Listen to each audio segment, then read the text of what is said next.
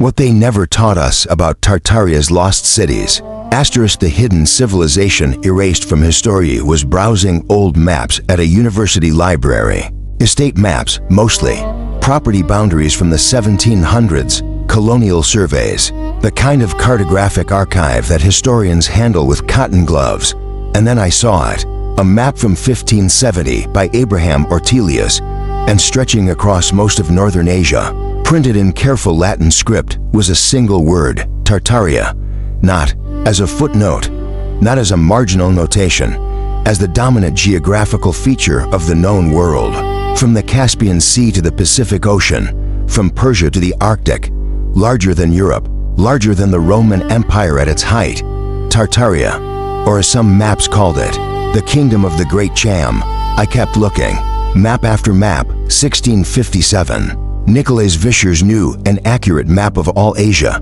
There it was again, Tartaria, spanning thousands of miles, 1740. Isaac Tyrion's detailed survey, based on the latest observations. Still there, Guillaume de Lisle, the first official geographer to the King of France, Premier Géographe du Roi, mapping it in exquisite detail.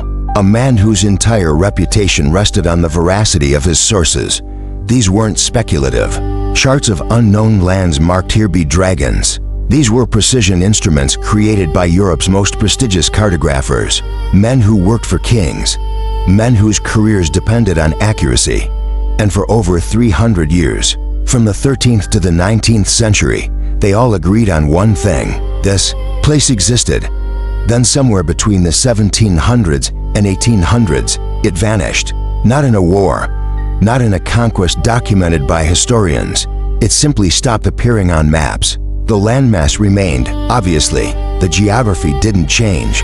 But the name, the political designation, the acknowledgement of whatever entity this represented disappeared. And in its place, modern reference works now say it was just a blanket term, a catch-all phrase for unknown territory, a geographical expression with no political reality. But that raises a simple question. If Tartaria never existed as anything more than a vague label for unmapped land, why did it appear with such consistency, with such specific borders, on maps separated by centuries and created by cartographers who had never met? Why did official geographers stake their reputations on its existence? And why did the term vanish not gradually, not as knowledge improved, but abruptly, uniformly, as if by coordinated decision? Let me be specific about what the historical record shows. The Library of Congress holds a 1570 map by Ortelius. The full title reads Tartaria seu magni chami regni, Tartaria, or the Kingdom of the Great Khan. The map includes an illustration. The Great Khan, seated in a tent, ruling. Not a mythical figure, not a legend, a ruler depicted with the same cartographic authority as the King of Spain or the Sultan of the Ottomans. By 1657, Visscher's map showed Tartaria covering areas inhabited by numerous Turkic peoples, Mongols, Tibetans, and others. The map contained no colored borders, which historians now say reflects the reality that Tartaria was not a political designation. But that's interesting, isn't it? Because the absence of colored borders didn't stop these cartographers from naming it, from delineating it, from treating it as a coherent geographical and political entity for 300 years. Maps from the 18th century became more refined, subdivided into regions with modifiers: Chinese Tartary, Russian Tartary, independent Tartary, as if the original empire had fragmented. Yes, but the name, the recognition of its former existence, remained. And then it didn't. The standard explanation is straightforward. Tartaria was never a real empire. It was a European label for Central Asia, a region they didn't understand. The Mongol invasions of the 13th century introduced the term Tatar to European consciousness, and cartographers simply used Tartaria to describe vast swathes of territory they knew little about.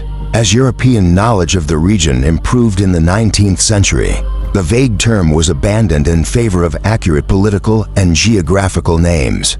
That explanation makes sense, until you notice what's missing. If Tartaria was just a placeholder term for unknown territory, you'd expect the historical record to show a gradual refinement. Early maps vague and speculative, later maps increasingly detailed and accurate. A smooth transition from ignorance to knowledge. But that's not what the cartographic record shows. What it shows is 300 years of consistent representation, followed by sudden erasure. The Republic of Tatarstan exists today, a semi-autonomous region of Western Russia. The ethnic group identifying as Tatars still exists, living in Russia, Ukraine, and Central Asia. The peoples didn't vanish, the geography didn't change, only the name, only the unified political concept disappeared from official recognition. And here's what complicates that narrative. When you examine the architecture in cities across the world, St. Petersburg, San Francisco, Chicago, Boston, Paris, there are buildings from the 18th and 19th centuries that share certain characteristics. Neoclassical facades, intricate stonework, massive civic structures with domes, columns, archways built to specifications that seem, by the standards of their era, almost impossible. Grand municipal buildings, railway stations, government centers, libraries, all constructed during a relatively narrow window of time, all exhibiting similar architectural language despite being separated by thousands of miles, and supposedly built by cultures with no contact. The standard historical explanation attributes this to the Beaux Arts movement, a shared architectural philosophy that spread globally during the Industrial Revolution. Architects trained in European academies, especially the École des Beaux-Arts in Paris, brought these styles to cities worldwide. The similarity isn't mysterious, it's the result of common training and shared aesthetic principles.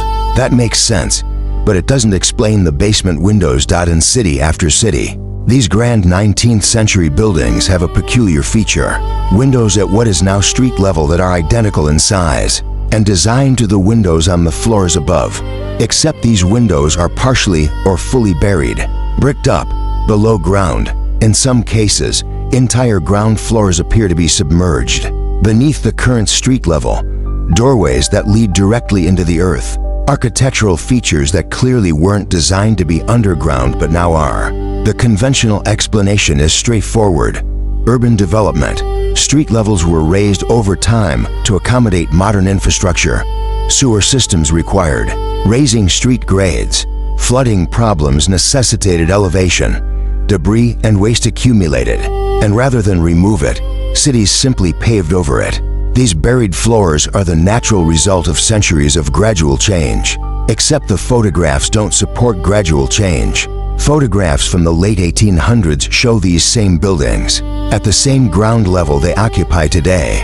If the cultural layer theory were accurate, if street levels rose through gradual accumulation of debris, you'd expect photographs from 100 years ago to show notably different ground levels. But they don't. The buildings in photographs from 1880, 1890, 1900 show the same partially buried ground floors they have now, which suggests the burial didn't happen gradually. It happened before the photographs, before the late 19th century, when photographic documentation became common. Something changed the ground level in these cities, uniformly, globally, before we have extensive visual records of it. And that raises another question: the timing. Because the disappearance of Tartaria from maps occurs in the same period as these architectural anomalies, the late 1700s to mid-1800s, the era when Tartaria stops being acknowledged and when, in cities worldwide, ground levels apparently shifted, burying the lower floors of buildings that were, by all architectural evidence, designed to be visible. Now let's talk about the world's fairs. Between 1851 and 1915, nearly every major Western city hosted a World's Exposition. Enormous, temporary cities built in record time. The 1893 Chicago World's Fair covered 690 acres, over 100 buildings. The official history says these structures were designed and built in approximately 2 years. The 1904 Louisiana Purchase Exposition in St. Louis, 1,500 buildings. The 1915 Panama Pacific Exposition in San Francisco. These weren't small pavilions. They were massive neoclassical palaces, buildings covering multiple city blocks, structures with domes, columns, intricate facades exhibiting the same architectural sophistication as the permanent civic buildings around them. And according to the historical record, they were built in 18 months, maybe 2 years, using a material called staff. Staff was a mixture of plaster of Paris, hemp fiber, and water. Invented in France around 1876, it could be cast in molds, hardened in about 30 minutes, and then nailed to wooden or steel frameworks. The resulting facades looked exactly like marble or stone, but were lightweight, inexpensive, and completely temporary. The perfect material for exposition buildings that would be demolished immediately after the fair ended. And that's what happened. Every single one of these temporary cities was destroyed. Chicago's White City, demolished within months of closing. St. Louis, dynamited the day the fair ended. San Francisco, torn down, leaving only one structure. Buffalo, gone. Paris, erased. The pattern repeats with unsettling precision. The official explanation is straightforward. These were intentionally temporary structures. The fairgrounds had to be returned to their original state. The buildings were designed to be demolished, and contracts explicit. The materials, while impressive looking, were worthless. Staff deteriorated rapidly in northern climates without constant painting. There was no reason to preserve buildings that would fall apart within years. But here's what that explanation struggles with. The photographs. Photographs of these fairs show not flimsy facadas. They show structures that visitors described as solid and cold like real stone. Sound echoed in them like cathedrals. Workers reported walls that felt permanent, not temporary. And perhaps most significantly, some early photographs don't show construction from the ground up. They show workers digging out, as if structures were being excavated rather than newly erected. The 1893 Chicago World's Fair covered 690 acres. The main buildings contained over 100 miles of incandescent light fixtures, 120,000 lamps illuminating the grounds. This wasn't a few buildings with electric lights as novelties. This was comprehensive, uniform, citywide illumination. In 1893, just 11 years after Edison's Pearl Street Station opened in New York, serving 85 customers within 1 square mile, the infrastructure required is staggering. Power generation, distribution networks, thousands of miles of wiring, transformers, junction boxes, maintenance systems, all for a temporary fair, all built in under 2 years, all dismantled and destroyed immediately afterward. Does that timeline make sense to you? Because the 1901 Pan American Exposition in Buffalo had 350,000 lights. The 1900 for St. Louis Fair, over 100,000 arc lamps and incandescent bulbs. The 1915 San Francisco Exposition employed 500,000 colored lights, creating what witnesses described as a jeweled city visible from ships 60 miles at sea. These weren't permanent installations. These were temporary exhibitions, built in 18 months, demolished in months. But while they stood, they glowed with light that seems impossible for the era that supposedly produced them. And here's what makes this pattern stranger: the materials. The Chicago buildings were covered in staff, plaster and hemp, painted white, to look like marble. Temporary, cheap, designed to last 6 months. Yet many visitors, seeing the ruins after demolition, couldn't believe these weren't ancient stone palaces. The material looked like stone, felt like stone, sounded like stone, but it was plaster, or was it? Because when archaeologists excavated the former fairgrounds in 2008, they found fragments, plaster columns, urns, volutes, pieces of the buildings that had been buried for over a century. And these fragments were identified as staff by comparing them to historical photographs and documentation. The identification was based on what the official record said they should be, not on material analysis proving they were temporary plaster. The only major building that still stands from the Chicago Fair is the Museum of Science and Industry, the Palace of Fine Arts. And this building wasn't made of staff. It was built with brick and covered in white plaster during the fair, then recast in limestone in the 1930s to ensure permanence. Which raises a question: if the temporary buildings were made of worthless plaster, Why was this one built with permanent materials from the start? Why the deception of covering permanent brick in temporary-looking white plaster? What's missing? From the official narrative is an explanation for the coordination. Fair after fair, across decades, across continents, following the same pattern. Massive classical cities built in record time. Comprehensive electrical illumination that shouldn't have been possible. Visitors arriving to find these cities glowing, complete, functional. And then, as quickly as they appeared, demolished, dynamited, burned, returned to empty land. And the demolition wasn't slow. It was urgent. In St. Louis, they brought in dynamite crews from Chicago and destroyed everything the day the fair ended. Despite the enormous cost, despite the fact that these fairs often lost money, despite public outcry in some cases from people who wanted the buildings preserved. There were contractual obligations, yes, agreements to restore the land to its original state. But that just deepens the question. Who was enforcing these contracts? Why was there such consistent international pressure to ensure that not a single one of these temporary cities survived intact? The buildings that did survive, and there are a few scattered examples, are the ones that were deliberately constructed with permanent materials and then carefully disassembled, transported, and reconstructed elsewhere. The main state building from the Chicago Fair moved to Poland Spring, Maine. The Norway building relocated to Wisconsin. Buildings that could be documented, moved, accounted for. It's the pattern that's troubling, the systematic nature of it, the precision with which this happened across countries, across decades, with the same result every time. Build massive classical cities in impossible timeframes, display them for months, destroy them completely, and during that same period, Tartaria disappears from maps. Now, I'm not claiming these things are connected. I'm not proposing a theory. I'm observing a pattern that the standard historical narrative struggles to address. A pattern of coordinated activity that conventional explanations treat as coincidental. Cities worldwide develop partially buried ground floors during the same period.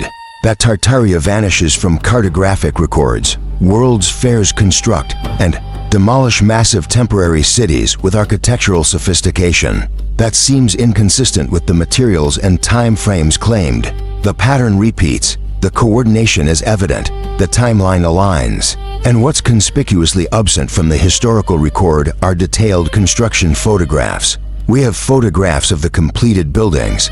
We have photographs of the demolition. But photographs showing these structures being built from nothing, from bare ground to completed edifice, are remarkably scarce. What we do have are photographs that some observers interpret differently, images that could show excavation rather than construction, workers digging down rather than building up.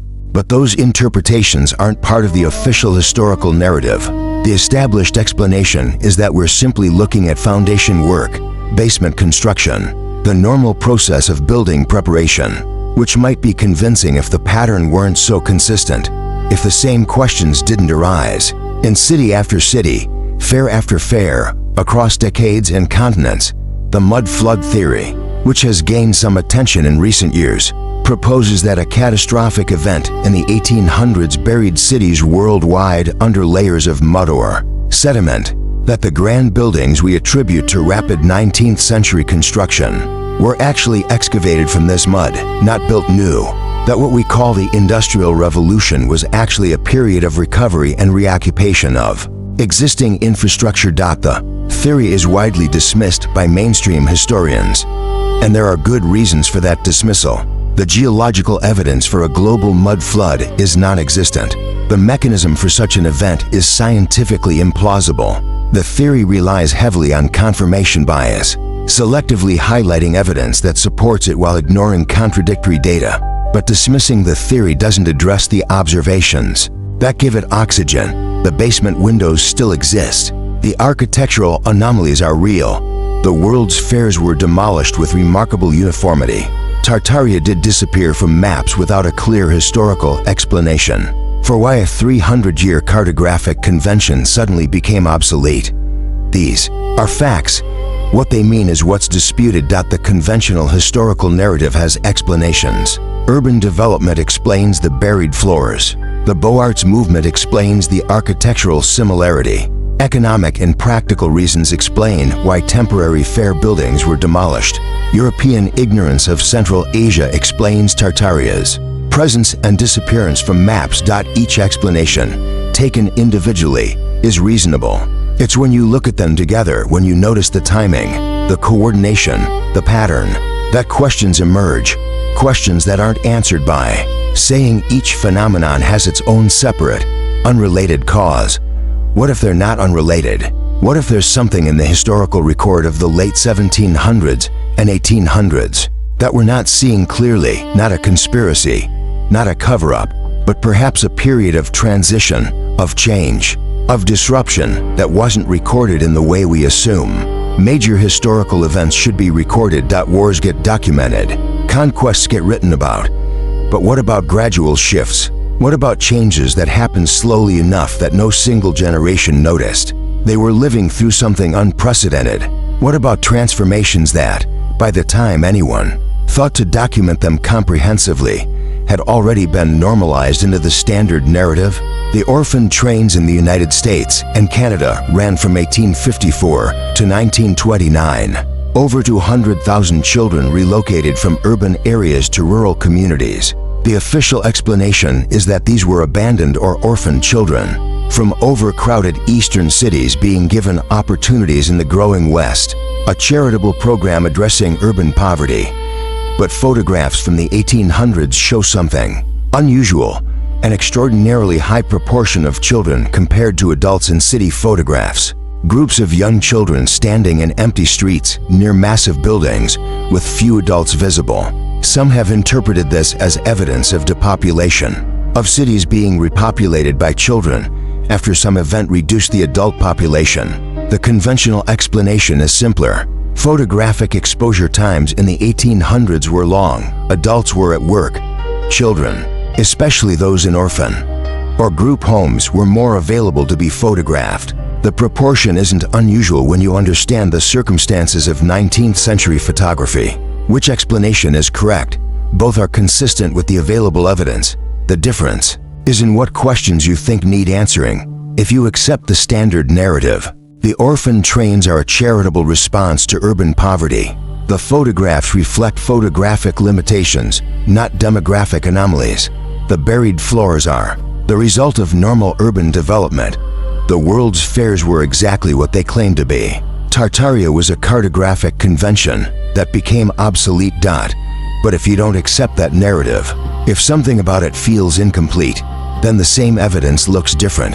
The orphan trains become part of a larger pattern of unexplained demographic movement. The photographs suggest something about population distribution that official records don't capture. The buried floors indicate sudden, not gradual, changes to urban geography. The world's fairs become something other than straightforward expositions, and Tartaria becomes a question that historians haven't adequately answered. Because here's what's strange. The historical record shows that groups identifying as Tatars still exist. The geography still exists. Central Asia didn't vanish. The peoples didn't disappear. What disappeared was the unified political acknowledgement, the name, the concept of these regions as parts of a coherent whole.